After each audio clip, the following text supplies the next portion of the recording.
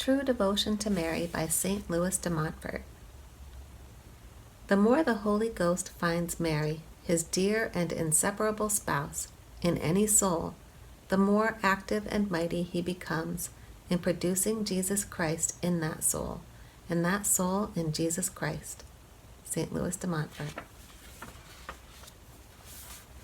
Preliminary Remarks by St. Louis de Montfort.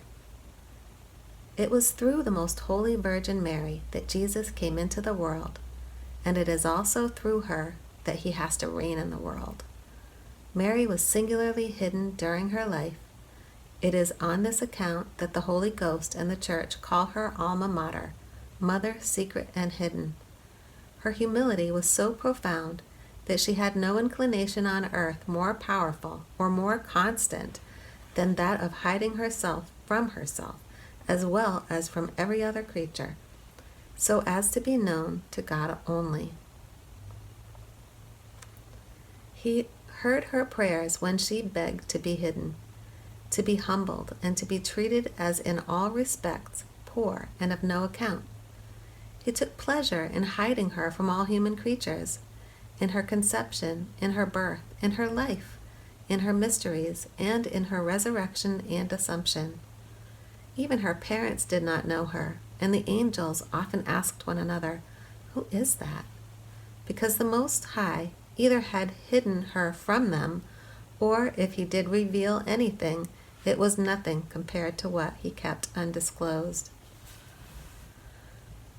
God the Father consented that she should work no miracle, at least no public one, during her life, although he had given her the power to do so.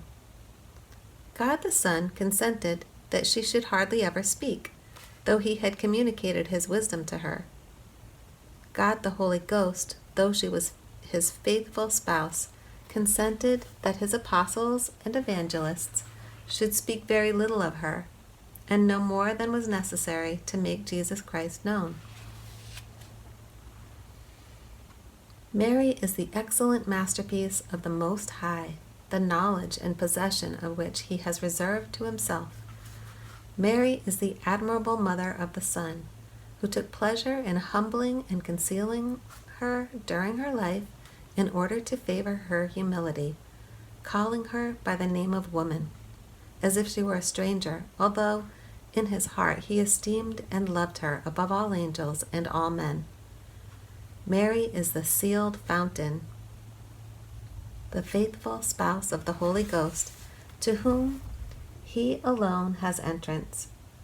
Mary is the sanctuary and the repose of the Holy Trinity, where God dwells more magnificently and more divinely than in any other place in the universe, not excepting his dwelling between the cherubim and seraphim. Nor is any creature, no matter how pure, allowed to enter into that sanctuary except by a great and special privilege.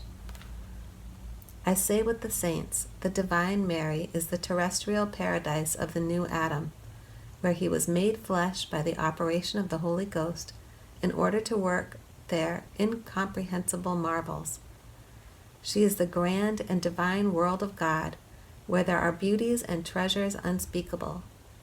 She is the magnificence of the Most High, where he hid, as in her bosom, his only Son, and in him all that is most excellent and most precious. Oh, what grand and hidden things that mighty God has wrought in this admirable creature! As she herself had to acknowledge, in spite of her profound humility, "He that is mighty hath done great things to me." The world knows them not, because it is both incapable and unworthy of such knowledge. The saints have said admirable things of this holy city of God, and as they themselves avow, they were never more eloquent and more content than when they spoke of her. Yet, after all they have said, they cry out that the height of her merits, which she has raised up to the throne of the divinity, cannot be fully seen, that the breadth of her charity, which is broader than the earth, is in truth immeasurable, that the length of her power, which she exercises even over God himself, is incomprehensible, and finally, that the depth of her humility and of all her virtues and graces is an abyss which never can be sounded. O height incomprehensible, O breadth unspeakable, O length immeasurable, O abyss impenetrable. Every day, from one end of the earth to the other, in the highest heights of the heavens, and in the profoundest depths of the abysses, everything preaches, everything publishes the admirable Mary. The 9 choirs of angels, men of all ages, sexes, conditions, and religions, the good and the bad, nay, even the devils themselves, willingly or unwillingly, are compelled by the force of truth to call her blessed. Saint Bonaventure tells us that all the angels in heaven cry out incessantly to her, Holy, holy, holy Mary, Mother of God and Virgin, and that they offer to her millions and millions of times a day the angelical salutation, Ave Maria, prostrating themselves before her and begging of her in her graciousness to honor them with some of her commands. Even Saint Michael, as Saint Augustine says, although the prince of the heavenly court, is the most zealous in honoring her and causing her to be honored, and is always anxiously awaiting the honor of going at her bidding to render service to some one of her servants. The whole earth is full of her glory, especially among Christians, by whom she is taken as the protectress of many kingdoms, provinces, dioceses, and cities. Many cathedrals are consecrated to God under her name. There is not a church without an altar in her honor, not a country nor a canton where there are not some miraculous images where all sorts of evils are cured and all sorts of good gifts obtained. Who can count the confraternities and congregations in her honor? How many religious orders have been founded in her name and under her protection?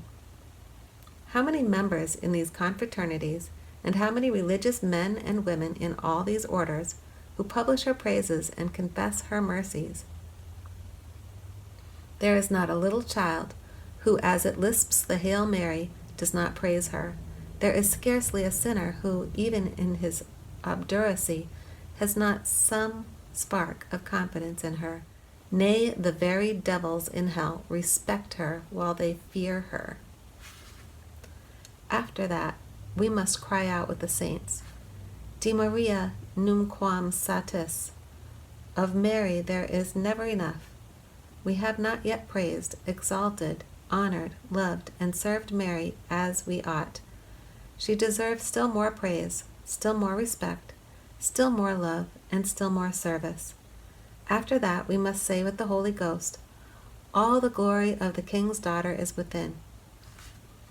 The outward glory which heaven and earth rival each other in laying at her feet is as nothing in comparison with that which she receives within from the Creator, and which is not known by creatures, who in their littleness are unable to penetrate the secret of secrets of the King.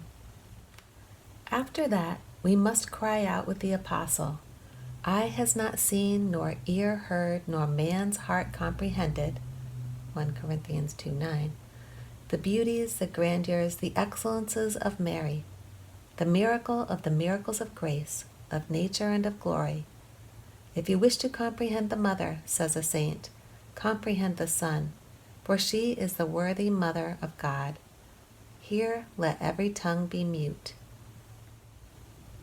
It is with a particular joy that my heart has dictated what I have just written, in order to show that the Divine Mary has been up to this time unknown, and that this is one of the reasons that Jesus Christ is not known as he ought to be.